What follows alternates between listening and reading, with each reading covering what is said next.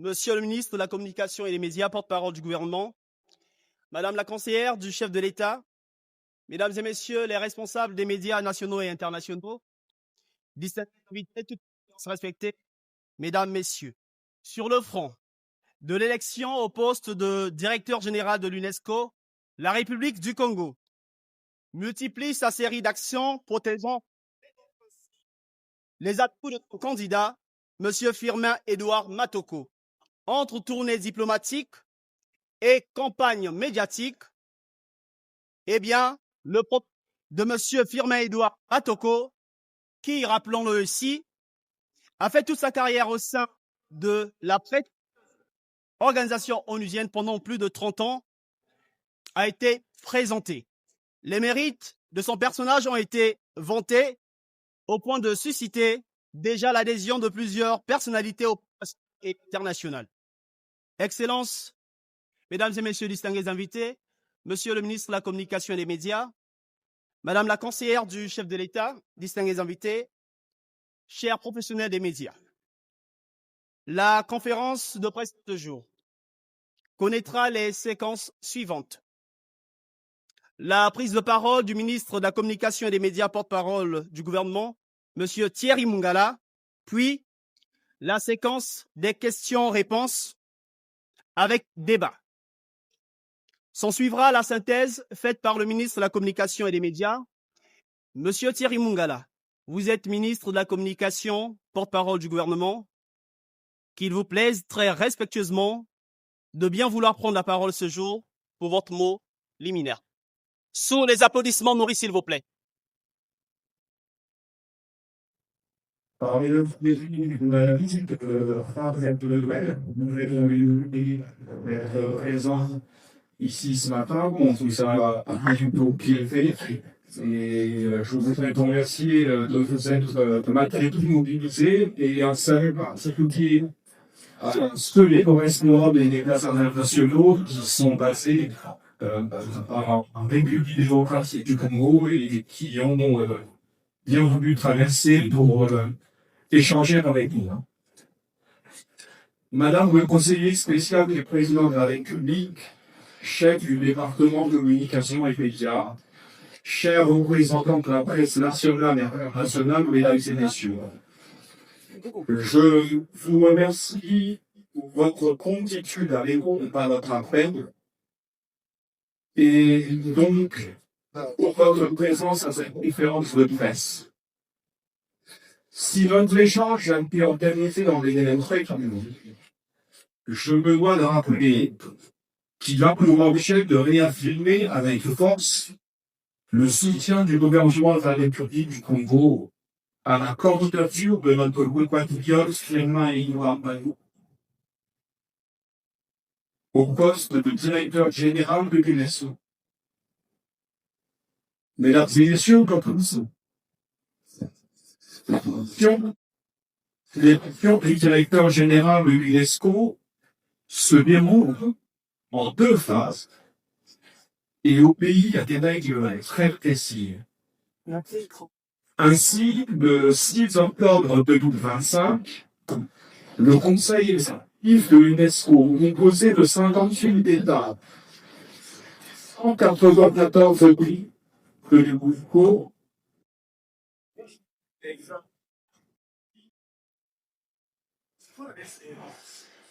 le gouvernement réaffirme avec force, à travers cette conférence de presse, son soutien plein et entier à notre candidat, M. Firmin Édouard Matoko, à la fonction de directeur général de l'UNESCO. Comme vous le savez, l'élection du directeur général de l'UNESCO se déroule en 2 phases et obéit à des règles précises qui sont codifiées par cette institution onusienne. Ainsi, le 6 octobre 2025, le Conseil exécutif de l'UNESCO, composé de 58 États sur les 194 pays membres de l'institution, examinera les profils des 2 candidats restés en lice, à savoir le candidat de l'Égypte, M. El Enani, et notre candidat, M. Matoko. C'est au terme de cette réunion du 6 octobre 2025 que les États concernés, au sein du Conseil exécutif, dont notre pays, membre du Conseil exécutif, choisiront celui des 2 candidats dont le nom sera soumis à la conférence générale de l'UNESCO, qui est en quelque sorte l'Assemblée générale de l'UNESCO, conférence générale qui regroupe l'ensemble des 194 pays membres. Le nouveau directeur général de l'UNESCO sera alors désigné lors de la 43e conférence générale qui se tiendra à Samarcande, en Ouzbékistan, du 30 octobre au 13 novembre 2025.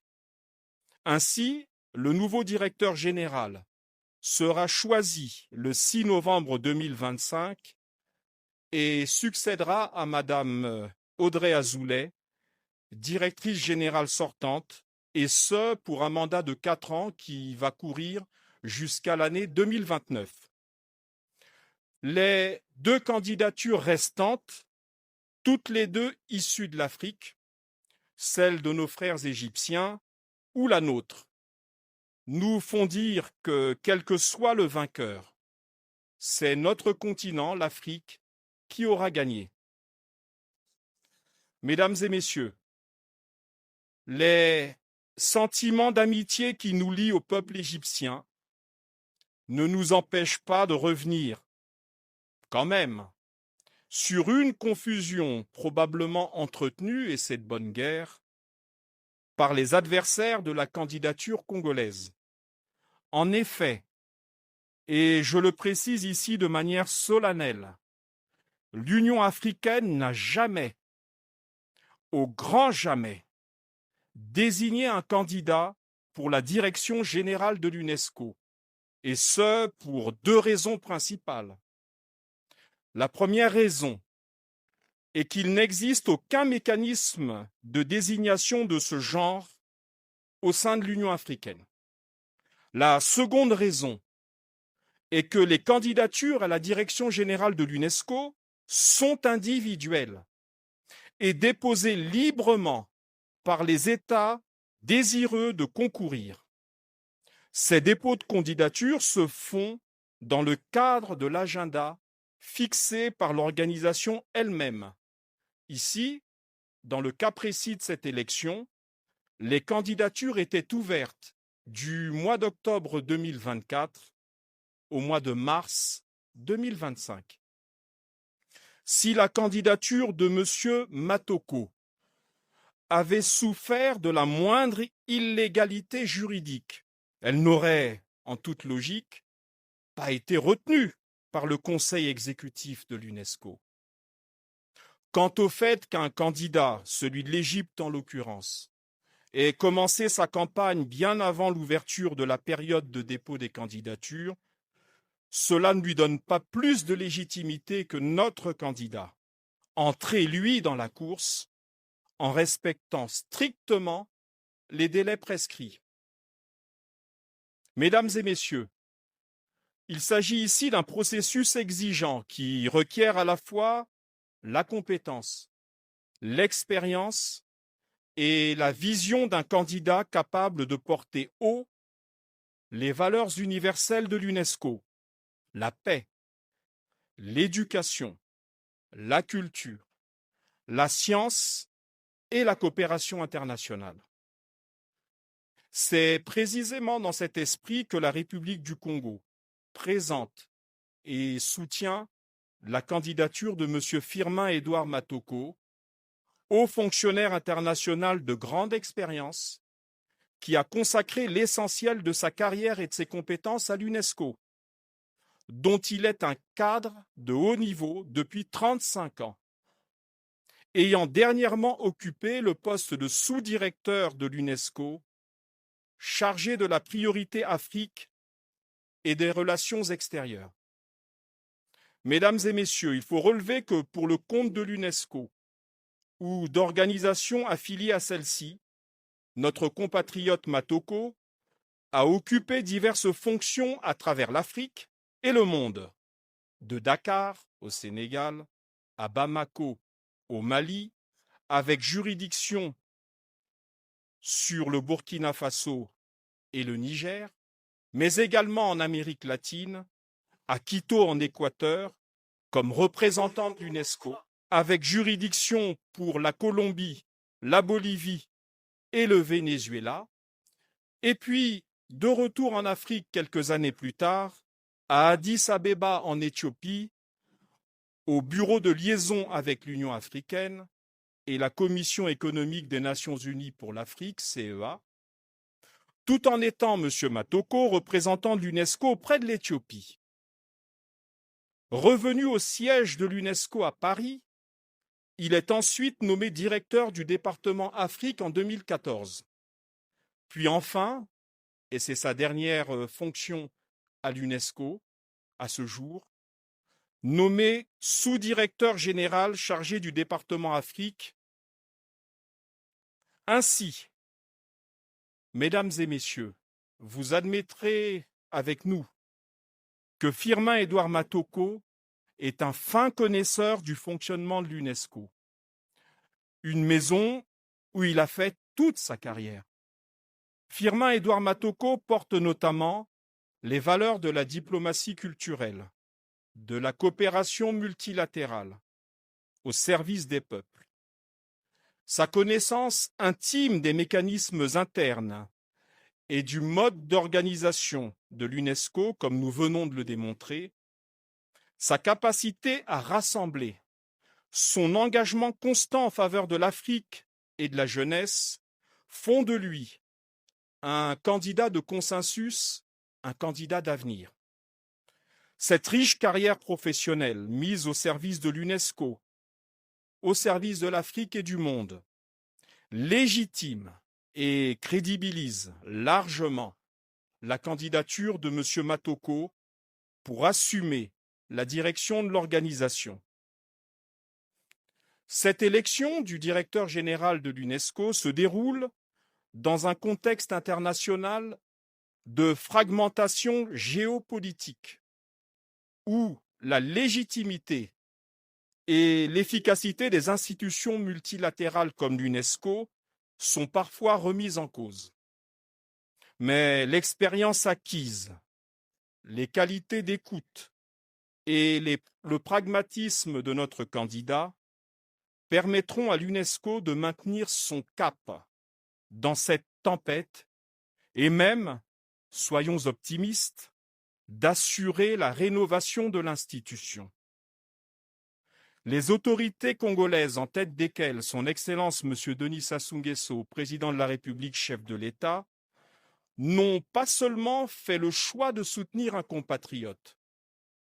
Elles ont jeté leur dévolu sur un homme de dialogue, un serviteur des Nations unies et un visionnaire soucieux de l'avenir de l'UNESCO.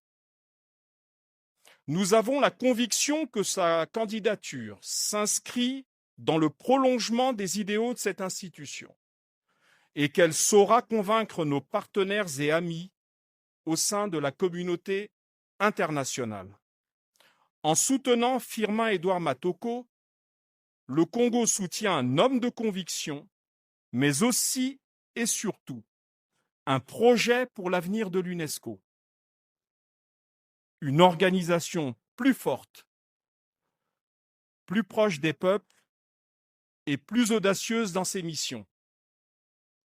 Mesdames et messieurs, la tournée entreprise à travers le monde par le candidat, accompagnée des plus hautes autorités congolaises, à savoir le Premier ministre chef du gouvernement et plusieurs ministres, a permis de constater la chaleur avec laquelle les autorités des pays visités ont accueilli notre démarche. À cet égard, la qualité de l'accueil des dirigeants des pays membres, du groupe africain en particulier, au sein du Conseil exécutif de l'UNESCO, d'Abidjan à Pretoria, en passant par Lagos, Djibouti ou Libreville, etc., nous permet d'avoir le plus grand optimisme quant à leur futur vote du 6 octobre prochain. Mesdames et messieurs les journalistes, femmes et hommes de presse, notamment nos compatriotes congolais, Le gouvernement vous invite donc à votre tour à accompagner dans vos médias respectifs cette candidature. Nous vous appelons à relayer sa qualité, parce qu'il s'agit d'un cadre de haut niveau qui connaît la maison UNESCO, sa qualité et sa volonté. Nous vous incitons à porter l'importance, avec notre candidat, du message d'un monde qui croit encore à la force du multilatéralisme et à l'importance de la culture et de l'éducation au service de la paix. Je vous remercie de votre aimable attention et je me soumets pour quelques minutes à vos éventuelles questions. Merci. Je suis Ernest Blanchard-Dimi et je pose ma question pour le compte du groupe de presse en ligne Brazanet. Ma question est celle de savoir que généralement quand on va à une élection, il y a des sondages d'opinion qui permettent de jauger la cote de popularité ou la possibilité de victoire de votre candidat. La possibilité j'entends mal. De la victoire, pour la victoire de votre candidat. Est-ce que dans ce cas, il y a eu des sondages et avec quelle cote de popularité par M. Firmin Edouard Matoko? Bon, je crois qu'il ne faut pas, je comprends votre question, vous êtes un féru de politique, mais là, nous ne sommes pas dans une élection politique. Nous sommes dans un cadre diplomatique pour lequel, d'ailleurs, le corps électoral est relativement limité, 58 États, c'est-à-dire les membres du Conseil exécutif. Faire un sondage, je ne sais pas sur quelle base, même un institut scientifique pourrait en faire un dans ces conditions. Le sondage, c'est deux choses. C'est la qualité de l'accueil des pays électeurs. Pour l'instant, nous nous fions au bon accueil, et qui est fait par notamment d'abord le groupe africain. Parce qu'il faut le rappeler, les 58 membres du corps électoral, c'est-à-dire les membres du Conseil exécutif, sont répartis par blocs continentaux. C'est-à-dire que vous avez l'Afrique, vous avez l'Europe, toute obédience occidentale comme orientale confondue, vous avez le Proche-Orient, Moyen-Orient, vous avez les Amériques, vous avez, etc., l'Australie. Le groupe africain représente 13 États sur les 58. Par exemple, je crois qu'il y a un peu plus de représentants du groupe africain que le groupe européen, pour vous donner un ordre d'idée. Donc, on ne peut pas dire que l'on puisse faire un sondage. Vous le savez, Monsieur Dimi, vous êtes un journaliste expérimenté en matière de diplomatie. Et justement, le mot diplomatie veut dire ce qu'il veut dire. C'est on vous fait de toute façon bon accueil. Maintenant, après, c'est dans le cadre du déroulement de la campagne que vous pouvez au fur et à mesure commencer à faire des pointages, commencer à déterminer quels sont les pays qui soit vous ont accordé par la bouche, comme on dit au pays, leur soutien, et ceux qui réellement peuvent être considérés comme des soutiens. Nous travaillons, le gouvernement, le candidat, nous travaillons pour nous assurer que les électeurs nécessaires à la victoire, c'est-à-dire les États nécessaires à la victoire, puissent effectivement voter le jour 10, c'est-à-dire le 6 octobre. En ajoutant, Monsieur Dimi, un point, le vote se fait par bulletin secret. Hein, il n'est pas public. Mais nous sommes confiants. Je suis Gigi Pambou. Ministre, dans votre mot, vous avez dit ceci, que si votre candidat n'était pas légitime, sa candidature ne serait pas retenue par le Conseil. Monsieur Thierry Lézin-Mongala, ma question est celle de savoir, est-ce que vraiment vous ne savez pas que, vous ne vous rendez pas compte que le match a déjà été presque joué lorsque la France, qui abrite le siège même de l'UNESCO, a déjà choisi son candidat, l'Égyptien? Merci, madame, pour la question. Je voudrais vous rappeler un certain nombre de choses. La première, c'est que la France, qui est un pays ami, pays partenaire de longue date de notre pays, représente une voix, comme le Congo, comme chacun des autres 58 membres du Conseil. La France n'a pas 10 voix dont elle disposerait pour dire « moi, la France, je représente 10 votes ». elle représente comme le Congo, comme l'Égypte, comme tous les États dont nous parlons, y compris le groupe africain, c'est chaque État qui vote. Si vous considérez, vous, qu'il suffit qu'un État, fût-il l'État qui abrite le siège de l'UNESCO, se prononce pour que le match soit plié, eh bien, à ce moment-là, nous devrions considérer qu'à chaque fois que ce pays, ce grand pays, dit quelque chose, nous devrions, nous, le Congo, qui représente le même poids électoral dans le Conseil exécutif que la France, que le Congo doive se plier. Je considère que votre propos est pour le moins pessimiste. Maintenant, vous vous appuyez très certainement sur une note verbale qui a fuité. La France a le droit d'avoir une position. La France a le droit de voter pour un candidat de son choix. La France a le droit de ne pas choisir le candidat du Congo. Mais la France, c'est une voix. Et il reste 56 voix. Puisque nous avons la nôtre, nous voterons pour nous-mêmes, et donc il reste 56 États à convaincre. Pour nous, le match est un match ouvert. Je suis Christopher Ochokoum de Télé 50 basé à Kinshasa. Bienvenue. Alors, oui, merci beaucoup. Ma question est de savoir, tout à l'heure en présentant le candidat Firmin Edouard Matoko, vous avez dit qu'il serait celui du prolongement des valeurs de l'UNESCO. J'aimerais avoir votre réaction, vous qui défendez le candidat, par rapport à la position du président des États-Unis. Les États-Unis, c'est quand même 10% de contribution à l'UNESCO et qui devrait se retirer d'ici l'année prochaine, en décembre, justement par rapport aux valeurs de l'UNESCO, notamment le wokisme ou encore quelques déviations culturelles. Est-ce que on devrait s'attendre à quelques réformes de la part du candidat Firmin Edouard Matoko une fois élu, ou bien il continuera vraiment sur les valeurs de l'UNESCO et donc se séparer des États-Unis, quand même grand contributeur de l'organisation? Je crois que vous touchez du doigt le fond du problème et des enjeux qui sont devant nous. Les États-Unis d'Amérique ont annoncé leur retrait qui prendra effet dans quelques mois. C'est-à-dire que techniquement, juridiquement, ils peuvent encore éventuellement participer au présent scrutin. Mais, vous l'avez souligné également, il s'agit du plus grand contributeur de l'UNESCO. Quand vous avez deux candidats, aussi estimables soient-ils l'un que l'autre, l'un, ancien ministre, dans son pays, ministre du Tourisme et des Antiquités, égyptologue de renom, mais qui n'a jamais travaillé une minute, une seconde pour l'UNESCO, et l'autre, un candidat maison, qui connaît et les réalités du fonctionnement de l'UNESCO, qui en connaît les défis, les contraintes. À ce moment où nous évoquons la tempête que j'ai évoquée donc en introduction, vous lui avez donné un nom à cette tempête, c'est le retrait du plus grand contributeur notamment. Nous pensons que notre candidat dispose de l'expérience et de la maison, de l'expertise et des capacités de négociation qui vont permettre de maintenir à flot l'UNESCO dans ce moment de tempête.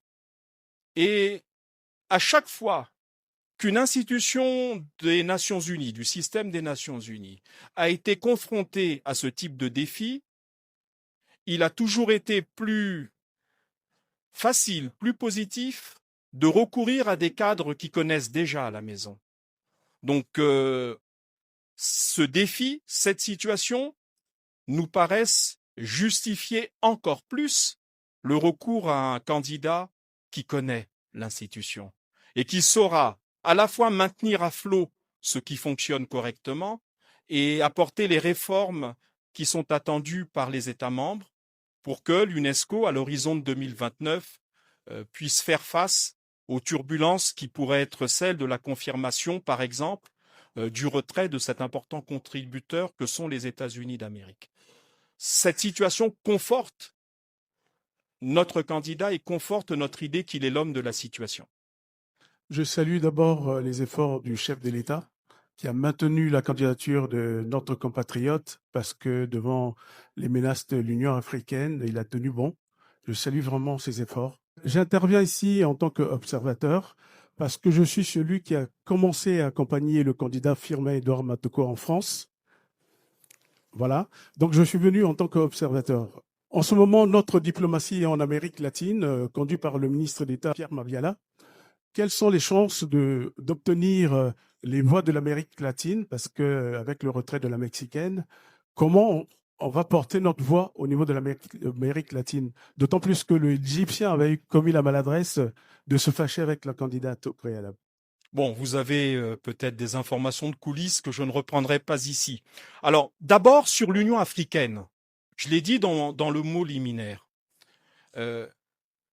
Vous utilisez, vous les femmes et hommes de presse, un terme auquel vous donnez un contenu et puis curieusement, quand on a l'application concrète de ce terme, eh bien, vous n'y êtes pas attentif. C'est le terme fake news.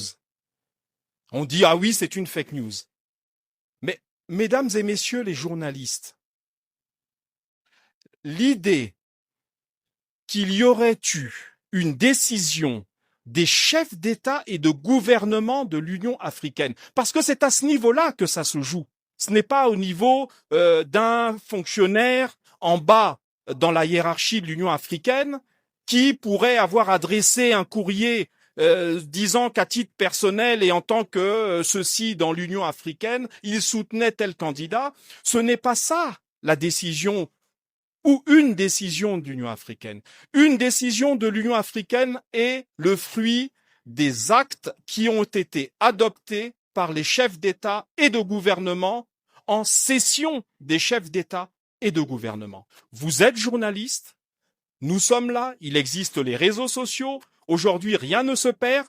Trouvez-moi sur les 2 dernières années une résolution qui a été diffusée dans vos médias et dans les médias internationaux où l'Union africaine au niveau des chefs d'État, qui est le seul organe valable, le seul niveau politique valable pour considérer qu'il y a eu une décision de l'Union africaine à portée politique et une candidature auprès d'une institution du système des Nations Unies est une décision à portée politique, vous ne trouverez pas de résolution qui engage les chefs d'État et de gouvernement de l'Union africaine.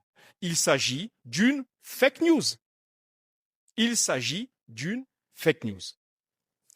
Simplement, un candidat, parce qu'il est parti beaucoup plus tôt, 2 ans avant. 2 ans avant. Un candidat a battu l'estrade, a rencontré quelques hauts fonctionnaires et a pu considérer, parce qu'il voyait le terme du délai pour le dépôt des candidatures arriver, il se disait, il n'y aura pas d'autres candidats que moi. C'est un peu comme si, toutes choses étant égales par ailleurs, nous avons dans quelques mois une élection présidentielle attendue dans notre pays, courant mars 2026. C'est comme si aujourd'hui, quelqu'un, ici, un homme politique, annonçait qu'il est candidat et que parce qu'il l'a annoncé hors délai, hors période de dépôt des candidatures, il aurait reçu une onction de je ne sais qui pour en faire le candidat favori d'une élection. Non, il n'y a pas de résolution des chefs d'État et de gouvernement de l'Union africaine.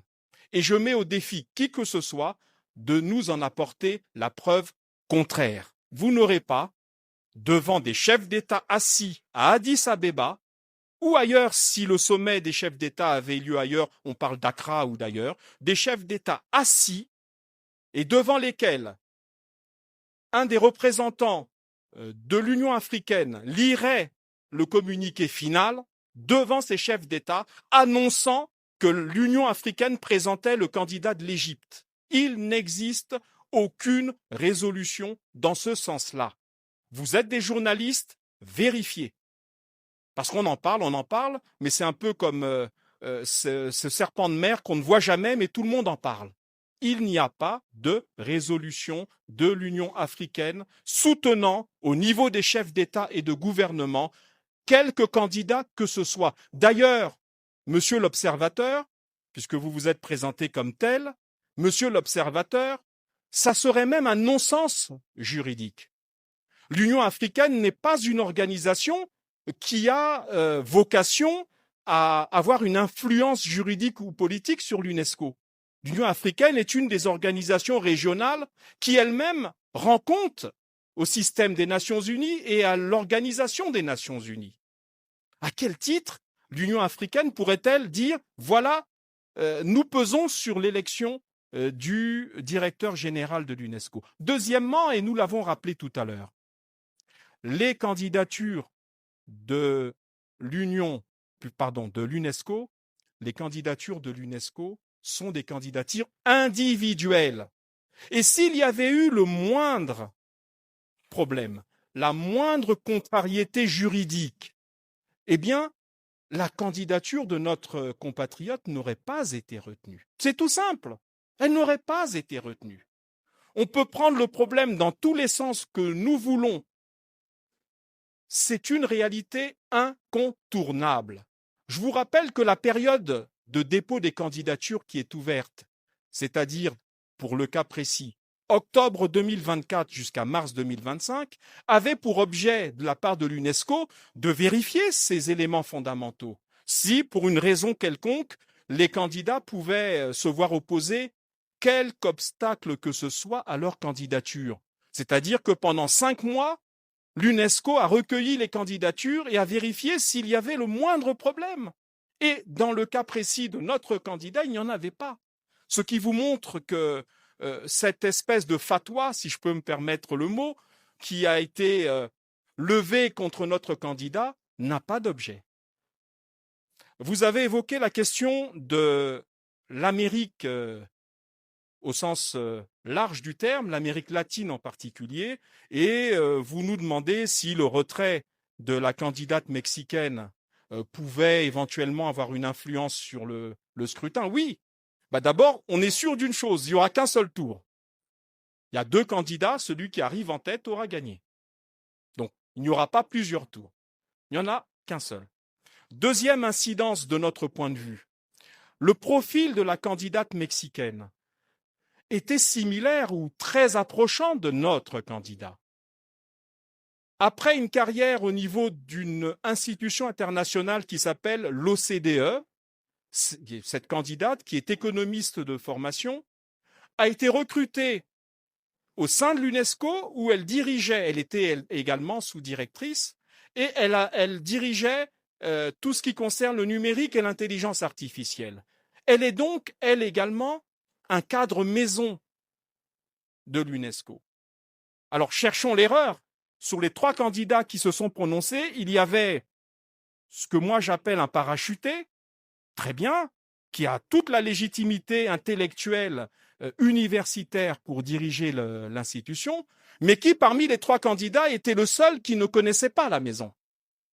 Donc le retrait de la candidate mexicaine nous paraît, et maintenant c'est à charge pour nous de continuer notre campagne, et c'est à charge pour les pays qui s'apprêtaient à voter pour elle, de comprendre que le candidat le plus proche de leurs préoccupations par rapport au profil, eh bien c'est le nôtre. Voilà ce que je peux vous dire à ce stade, et nous escomptons que les pays qui comptaient voter pour Madame Ramos, eh bien, se reportent naturellement sur le candidat le plus proche de celle-ci. Je suis Clavis Kiba, je parle pour le compte du média en ligne Journal Event. C'est vrai, cette conférence de presse traduit le soutien du gouvernement congolais au candidat Matoko. C'est très bien, mais j'ai envie de dire que ce soutien du gouvernement congolais ne suffit pas parce que il faudrait qu'il y ait d'autres pays qui accompagnent le candidat. Comparativement au candidat égyptien, il est soutenu par la Ligue arabe, par certains pays européens, par l'Union africaine, on cite beaucoup de pays. Par rapport à la campagne diplomatique que le Premier ministre a menée, quel est le retour? Vous êtes terrible, hein. Vous continuez à citer l'Union africaine et je viens de passer. C'est ce qu'on lit dans la presse, monsieur le ministre. Ah, mais vous lisez dans la presse, eh bien, vous lisez une fake news. C'est ce que je vous dis. Vous savez, c'est pas parce que, comme disait Goebbels, qu'on répète tout le temps un mensonge qu'il devient une vérité. Voilà. Donc, ma question, c'est de savoir, au niveau de la sous-région, ou encore nos voisins, ou encore de la CEMAC, est-ce qu'il y a des pays qui sont prononcés en faveur de notre candidat? Première question. Deuxième question, c'est de savoir quel est le retour que vous avez de la campagne diplomatique qu'a menée le Premier ministre avec le candidat pour le présentateur de chef d'État africain. Je ne sais pas, je ne comprends pas très bien le concept que vous abordez, qui consiste à ce que les pays électeurs, les autres pays, c'est le corps électoral. Pourquoi voudriez-vous qu'ils aident le Congo à battre campagne? Il y a un candidat, ce candidat se déploie, le gouvernement congolais le soutient et il mène sa campagne d'homme à homme en face du candidat égyptien. C'est comme si vous me disiez, quand je reviens toujours à nos élections à venir, que ce candidat paraît seul parce qu'aucun électeur ne bat campagne avec lui. Ben non, les électeurs ne battent pas campagne avec le candidat. Les électeurs observent, les électeurs entendent les arguments et le jour du vote, ils se prononcent. Quand vous dites que certains pays soutiennent le candidat égyptien, je pense que certains autres soutiennent le candidat du Congo. Mais, je vous le répète, ce qui est important, c'est que le jour du vote, qui est à bulletin secret, nous puissions savoir qui est qui et qui fait quoi. Pour l'instant, vous évoquez la Ligue arabe. Très bien. Je note d'ailleurs au passage que le candidat égyptien, quand il a annoncé il y a plus de 2 ans qu'il était candidat, s'est prononcé comme émanant, lui, candidat égyptien du groupe arabe, du groupe de la Ligue arabe. C'est en cours de route que certainement son directeur de campagne a dû lui dire « Mais attention, le groupe arabe, c'est tant de voix dans les 58. Si vous vous prononcez de manière trop ostensible, trop ostentatoire, comme étant le candidat du groupe arabe, vous risquez de perdre au passage, par exemple, les Africains. » Et à ce moment-là, on a des États comme ça, à travers le monde, qui, dans leur diplomatie, quand ça les arrange, se disent du groupe arabe, et quand ça les arrange, se disent du groupe africain. Nous sommes du groupe africain. C'est vrai. Mais la campagne s'étend à tous les groupes, parce que pour gagner, il faut avoir... Bon, là, il n'y en a plus que 2. Quand il y en avait 3, il fallait avoir au moins 29 ou 30 voix. Donc, je ne sais pas quoi d'autre vous dire, si ce n'est que c'est le jour du vote que l'on compte les résultats. Entre-temps, vous pouvez avoir des gens qui vont vous dire « on vote pour vous » et qui, le jour du vote, font le contraire, et d'autres qui ne disent rien, mais au cours de la campagne sont convaincus par vos arguments. Donc, laissons les choses se faire. Comme disait un célèbre pape, n'ayez pas peur. Janice Ngele, rédactrice en chef Radio Congo. Bonjour et merci à Monsieur le ministre d'avoir mis à la disposition des médias toutes ces informations relatives à la campagne du candidat Firmin Edouard Matoko. Monsieur le ministre, en vous écoutant, vous avez sollicité la contribution des médias dans l'accompagnement de la campagne du candidat congolais, le candidat pratiquement soutenu par certains pays. Et aujourd'hui, Monsieur le ministre, vous avez animé une conférence de presse pour présenter une fois de plus le candidat congolais. C'est l'actualité, la conférence de presse. Et ces informations vont faire la une de pratiquement tous les médias et peut-être 2, 3 jours et ça va s'arrêter, Monsieur le ministre. J'ai une proposition, une suggestion, je n'ai pas de question. Je vous en prie. Pour pérenniser cette campagne jusqu'à la date de l'élection, le 6 novembre, je fais une proposition, une suggestion. Fabriquer et diffuser des spots et des gazettes qui vont passer, ce qui seront radio-télévisées, qui vont passer. Ce sera une façon pour les médias de contribuer, d'accompagner le gouvernement congolais dans cette campagne, Monsieur le ministre. Voilà ma proposition. C'est une contribution. Merci beaucoup. Merci. Merci. Je suis M. Rach Moussa, j'interviens pour le compte de Télé Congo. Monsieur le ministre, vous avez vanté le riche parcours de M. Matoko, fort de plus de 30 années d'expérience à l'UNESCO. Ma question est de savoir, pensez-vous que ce long cheminement et cette expertise font de lui le candidat idéal pour remporter cette élection? Il n'y a jamais de candidat idéal. Le candidat idéal, c'est celui qui gagne. parce que les électeurs l'auront considéré comme le candidat idéal. Donc pour l'instant, on va dire que c'est un très bon candidat. Nous pensons qu'il dispose des qualités et de l'expertise nécessaires. Mais vous me permettrez, sans violer la sacro-sainte règle de la diplomatie, quand même évoquer 2 ou 3 sujets dont vous comprendrez le sens quand je vais m'exprimer. Vous voyez ces grandes organisations internationales. On peut citer l'Organisation internationale de la francophonie, on peut citer l'UNESCO, on peut en citer d'autres au niveau du système des Nations unies. Vous avez souvent 2 profils de candidats ou d'élus, 2. Soit vous avez quelqu'un qui représente clairement une expertise, c'est-à-dire qui connaît la maison, qui en connaît les enjeux, qui a une vision. C'est le cas de notre candidat aujourd'hui, M. Matoko. Soit vous avez, dans le cadre de la haute diplomatie internationale, une espèce de jeu diplomatique qui consiste parfois à trouver une fonction, un poste pour d'éminents hommes d'État ou femmes d'État, parce qu'on estime que pour des raisons politiques, diplomatiques, telle personnalité devrait occuper telle institution. Et à ce moment-là, nous nous apercevons régulièrement qu'en réalité, ce choix politique, c'est-à-dire de hausser à ce niveau-là une personnalité politique, nous pouvons regarder les 20 ou 25 dernières années pour ces institutions, ça n'a jamais donné de fruits suffisamment probants pour considérer que ces éminentes personnalités auraient insufflé une énergie nouvelle à ces institutions. Les règles diplomatiques m'empêchent de citer des noms, mais je crois que si on parle de l'OIF, si on parle de l'UNESCO, nous savons de quoi nous parlons. Nous savons de quoi nous parlons. C'est-à-dire des personnalités qui sont le fruit, un peu comme notre adversaire égyptien, de considérations purement politiques et qui obtiennent la fonction et qui, derrière, n'ont pas de bilan à la tête de l'institution. Chaque fois que cela s'est déroulé, eh bien, le résultat a toujours été le même. Deuxièmement, nous avons une expérience de ce type d'élection. Nous avons un grand écrivain congolais, aujourd'hui décédé, auquel on peut rendre hommage, le Premier ministre Henri Lopez, grand écrivain, grand défenseur de la francophonie, incarnant la culture francophone, qui a eu d'ailleurs des prix pour son œuvre littéraire, qui a été 2 fois candidat à l'OIF, pas à l'UNESCO, mais c'est juste pour illustrer mon propos. 2 fois. Vous pensez qu'Henri Lopez ne méritait pas, du fait de son profil, son expertise, sa culture, son talent, ne méritait pas de diriger cette institution?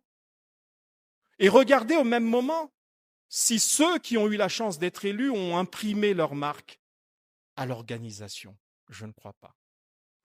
Ne faisons pas ici, et c'est l'appel du gouvernement du Congo, ne faisons pas ici la même erreur et le même type de choix purement politique.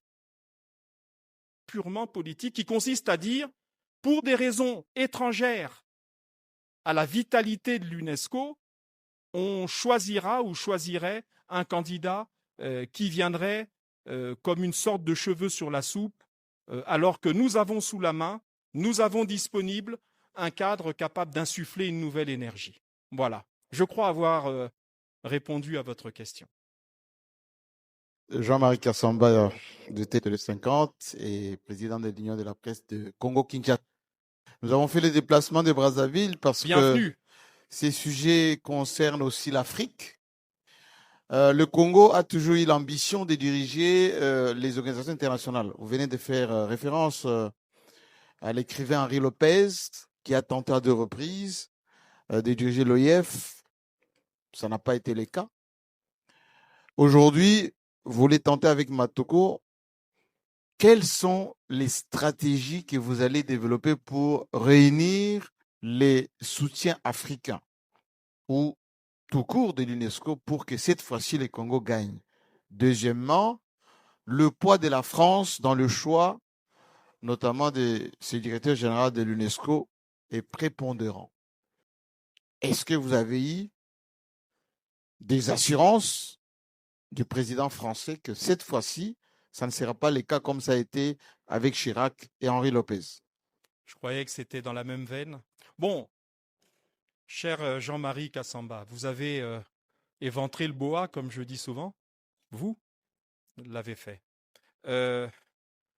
Récemment, Monsieur le Premier ministre, chef du gouvernement, au cours d'une interview sur Radio France Internationale, a évoqué cette question, c'est-à-dire, disons, la position diplomatique de la France concernant cette élection. Et les autres, passées, celle où notre très bon candidat aurait obtenu la consécration en étant Henri Lopez, paix à son âme, élu à la tête de l'Organisation internationale de la francophonie. Cela ne s'est pas fait. Dans les deux cas concernant Henri Lopez, malheureusement, il faut le noter, c'est un constat, c'est souvent les autorités françaises qui ont pesé justement dans l'autre sens. Ici, c'est la troisième fois, et c'est ce que le Premier ministre a relevé dans son interview. Il a même parlé de blessures mémorielles. On a non seulement un candidat qui est excellent, mais on a vu fuiter une note verbale, vous le savez, où semble-t-il, parce qu'à l'époque on pensait que les trois candidats, y compris la Mexicaine, allaient cheminer ensemble. Cette note verbale, document confidentiel en principe, c'est ça une note verbale, c'est deux États qui correspondent par la voie diplomatique, c'est pas destiné à être mis dans le public et à être mis sur les réseaux sociaux, où il disait qu'à tous les tours de scrutin, il soutiendrait le candidat égyptien. Et le Premier ministre l'a dit sur Radio France Internationale, nous avons trouvé particulièrement exceptionnel, pour ne pas dire pire, qu'un État dise, quelle que soit la façon dont le scrutin va se passer, on ne votera pas pour quelqu'un d'autre que celui-là. Donc on suppose que s'il y avait eu plus de candidats, et si le candidat égyptien avait été éliminé, il n'aurait plus voté alors ce pays-là, la France. Puisqu'il dit, on votera pour vous, quelle que soit la situation. Donc, le Premier ministre a relevé cette blessure mémorielle en rappelant quand même que le Congo est un pays ami, même si la France est libre de ses engagements diplomatiques. Bien entendu, on ne revient pas là-dessus. Simplement, cette blessure mémorielle, c'est de dire qu'à chaque fois que nous avons eu besoin de ce pays, pour Henri Lopez et aujourd'hui pour Firmin-Édouard Matoko, nous n'avons pas obtenu l'appui nécessaire.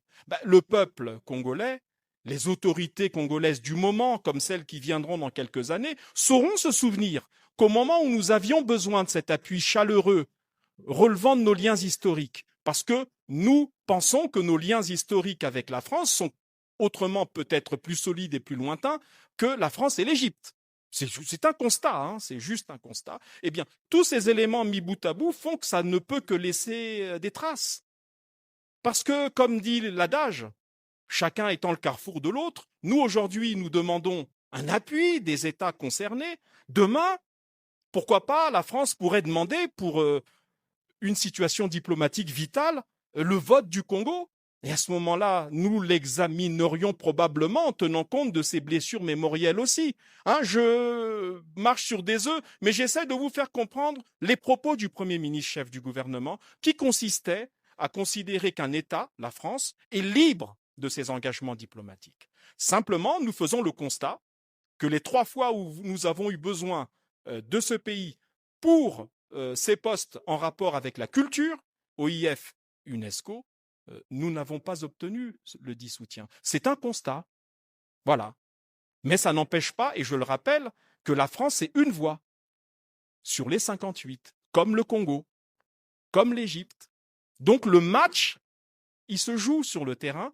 Allons-y. Si on commence un match en se disant « Ouh là là, il y a une des équipes qui doit voter ou quelqu'un qui doit voter dans le jury qui dit qu'il n'est pas avec nous, c'est pas la peine de faire le match. » Ça serait du défaitisme. Nous allons nous battre. Il y a 58 États à convaincre et nous tentons de convaincre la majorité de ces États-là. Après, comme dit le président de la République, forcément, il y aura un vainqueur et un vaincu. Que ce soit l'Égypte qui gagne ou le Congo, et là je répète les propos du président, je me permets de le faire, la fête se déroulera à la maison, c'est-à-dire en Afrique. Je suis Rossetti Mongala, j'interviens pour le compte du média en ligne Panoramique Actu. Monsieur le ministre, l'UNESCO a besoin tout simplement d'un haut cadre, directeur général, qui apporterait des réformes sûrement. Est-ce que vous confirmez ici que les raisons qui motivent le soutien du gouvernement à ce candidat ne sont basées que sur 2 critères, à savoir celui de la nationalité, du fait qu'il soit congolais, ou tout simplement parce qu'il est un cadre maison? La seconde question, monsieur le ministre, vous avez longuement échangé avec le candidat Matoko. Quelle est sa vision pour l'Afrique? Prenons le problème dans l'autre sens. Imaginons un Congolais qui soit totalement incompétent et un cadre très bas dans la hiérarchie de l'UNESCO et qui n'aurait eu aucune espèce de chance de gagner quoi que ce soit. Il n'aurait probablement pas obtenu le soutien du gouvernement ni du président de la République. Nous avons la chance d'avoir un compatriote de haut niveau qui a fait toute sa carrière dans la maison et qui a de réelles chances de gagner. Voilà la motivation qui a conduit les plus hautes autorités de notre pays à soutenir sa candidature. Au passage, puisque j'ai demandé, le gouvernement, par ma voix, a demandé à la presse nationale de faire preuve à la fois d'esprit patriotique, de faire preuve d'énergie pour la défense de cette candidature. Au passage, je vous rappelle quand même, parce que ne prenons pas les choses à la légère, comme s'il s'agissait d'une institution quelconque. On parle d'une institution du système des Nations Unies. C'est-à-dire que le directeur général de l'UNESCO, ou directrice générale comme actuellement, parle, comme on dit, à tu et à toi avec le secrétaire général des Nations Unies. C'est à ce niveau-là que se situe la fonction. C'est un poste éminent au niveau diplomatique et international dans le système des Nations Unies. Le directeur général de l'UNESCO est parfois accueilli au niveau où on n'accueillerait pas des ministres. Il est au-dessus. Il est en dessous des chefs d'État, mais au-dessus des ministres. Ce n'est pas n'importe quelle fonction. Citez-moi un Congolais de Brazzaville, comme on dit, qui depuis 65 ans que nous sommes indépendants, a été élu à une fonction de ce niveau-là. Il n'y en a pas. Si notre compatriote remporte le scrutin, il sera le cadre, le haut fonctionnaire, l'agent international congolais le plus haut placé dans le système des Nations Unies depuis l'indépendance de notre pays. Vous pensez, en tout cas nous, le gouvernement, nous sommes convaincus, que cette opportunité ne doit pas être négligée. Et la bataille que nous menons, c'est pour avoir cette chance, pourquoi pas, d'avoir un compatriote au fait, en haut, au sommet du système des Nations Unies, qui tutoierait, comme on dit, le secrétaire général des Nations Unies. Alors, quand une telle opportunité se présente, nous pensons, quelle que soit la difficulté de la bataille, quelles que soient nos difficultés matérielles, parce que cette question a été évoquée une fois, nous pensons que c'est quand même, ça vaut le coup d'essayer. Si je peux employer un terme, on va dire, courant, ça vaut le coup d'essayer. Parce que si ça marche, je pense que nous tous, nous nous féliciterons d'avoir porté un de nos compatriotes à ce niveau international et diplomatique. Maintenant, vous parlez de la vision du candidat, il l'avait exprimé lui-même, mais je peux en reprendre quelques grands traits. D'abord, le multilatéralisme. Qu'entend-on par le multilatéralisme? C'est de dire que les organisations internationales doivent s'appuyer sur une coopération de tous les instants avec tous les États membres, avec tous les groupements régionaux et continentaux, sans discrimination aucune et sans a priori ni diplomatique ni politique. Aujourd'hui, sans que nous rentrions dans les détails, nous pouvons constater qu'il y a un danger que les rapports de force qui sous-tendent la vie diplomatique soient plutôt fondés sur des sentiments de puissance plutôt que sur ceux de la coopération. Voilà pourquoi un tel poste, une telle fonction nous paraît un instrument du multilatéralisme agissant. Deuxièmement, sa connaissance de la maison sur des points qui nous concernent, y compris nous les Congolais. Parce que l'UNESCO, on n'a pas décliné l'acronyme, mais c'est quand même l'éducation, la science, la technologie et incidemment la communication aussi. Je crois que nous avons une jeunesse qui demande de l'éducation, de la formation. Nous avons une jeunesse qui demande l'appropriation de la technologie. Eh bien, notre candidat propose de revitaliser ces différents volets de l'action de l'UNESCO. Troisièmement, ne nous cachons pas derrière notre petit doigt, ça sera aussi une victoire de l'Afrique. Quel est le dernier directeur général de l'UNESCO? C'est M.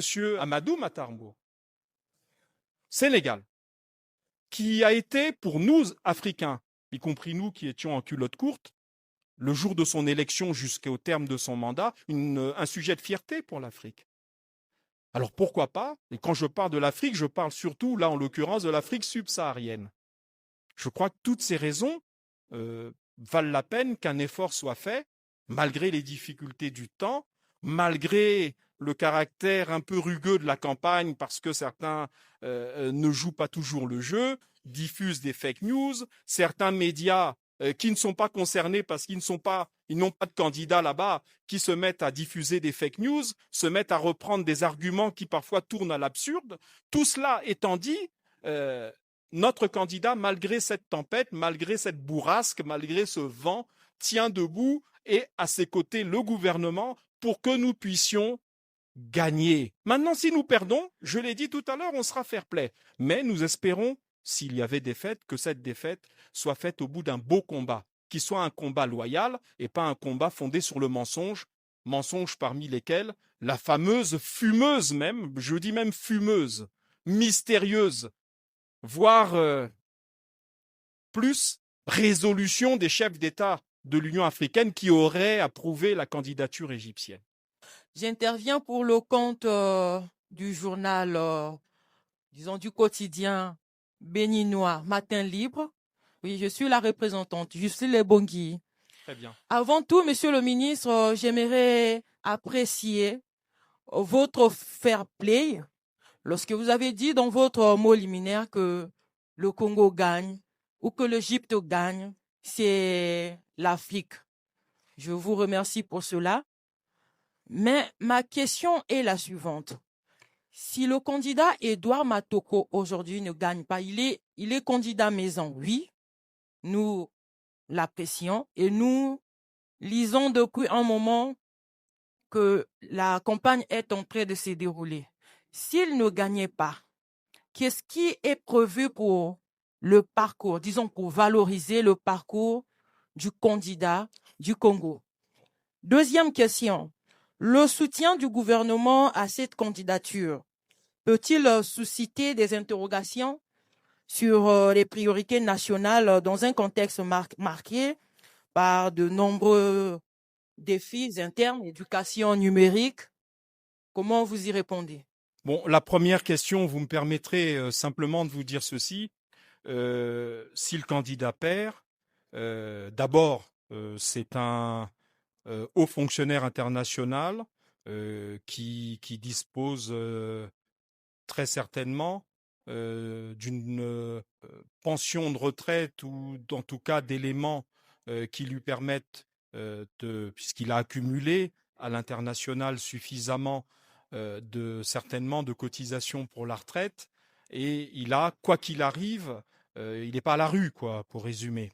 Deux, vous me demandez quelle compensation ou quel type de poste. Nous laissons, en cas de défaite, cette question à la discrétion des plus hautes autorités du pays. Vous comprendrez bien que je ne peux pas répondre à une telle question. 3, je peux quand même vous préciser que M. Matoko, je crois, a quand même déjà un statut d'ambassadeur itinérants, je crois, ou en tout cas qui lui permettent aujourd'hui d'avoir une situation diplomatique. C'est un candidat qui, même battu, restera valeureux et qui rencontrera très probablement la reconnaissance des plus hautes autorités de l'État. Sur votre seconde question, vous savez, madame, c'est une question qu'on retrouve un peu partout dans le monde, parce que le monde est un monde en crise. La crise est multiforme, elle est différente d'un pays à l'autre, mais au fond, c'est la même crise. C'est une crise sociale, financière, économique. Aux yeux des opinions publiques concernées, que ce soit en France, que ce soit au Congo, que ce soit en Égypte, j'imagine, ce n'est jamais le moment de prendre des initiatives diplomatiques de ce genre. C'est jamais le moment. Ça crée toujours des polémiques. Vous lisez la presse, vous êtes journaliste, vous lisez cela. C'est jamais le moment. Les gouvernements se heurtent à travers le monde au même problème. C'est-à-dire que les opinions voudraient qu'on ne fasse rien, quelque part, parce qu'il y a ces difficultés. Non, on essaye, madame, de tenir compte à la fois de la gestion de nos difficultés. Nous les gérons tous les jours. Nous qui sommes au front de ces difficultés en tant que membres du gouvernement, nous savons quelles sont les difficultés auxquelles nous faisons face au quotidien. Nous essayons de faire face, que ce soit la solde des fonctionnaires, qui, je crois, cas un cas est régulière, que ce soit les autres charges à caractère ou vocation sociale, nous faisons face. Je vais vous révéler un mot d'ordre que le président de la République et le Premier ministre ont répercuté aux différents animateurs de la campagne de M. Matoko, c'est-à-dire les membres du gouvernement, c'est de faire preuve de sobriété. Et nous faisons preuve de sobriété. Maintenant, on ne va pas se couvrir de cendres et attendre que la situation économique s'arrange pour faire face à des opportunités comme celles qui se présentent à nous avec l'UNESCO. Voilà, c'est l'État. La gestion de l'État, madame, c'est un peu comme vous quand vous gérez votre ménage. Vous avez une certaine somme, 100 francs, vous savez que là-dedans, vous devez payer les charges courantes, ce qui est essentiel, manger, se loger, se déplacer. Et puis à côté, de temps en temps, vous vous dites, je mets un peu de côté pour ma petite séance de cinéma ou ma petite sortie au restaurant. Ben, un État fonctionne de la même manière, c'est-à-dire qu'il gère ses charges et quand il le peut, il fait face à un certain nombre de charges qui doivent ne pas être trop lourdes parce que justement, elles nous mettraient en difficulté. La sobriété, je le répète, c'est la sobriété. Et quand j'ai dit cela, j'ai tout dit. On bat campagne, mais à bas bruit et surtout de manière sobre. Nous disons merci au ministre pour ces mots et applaudissements pour lui, s'il vous plaît.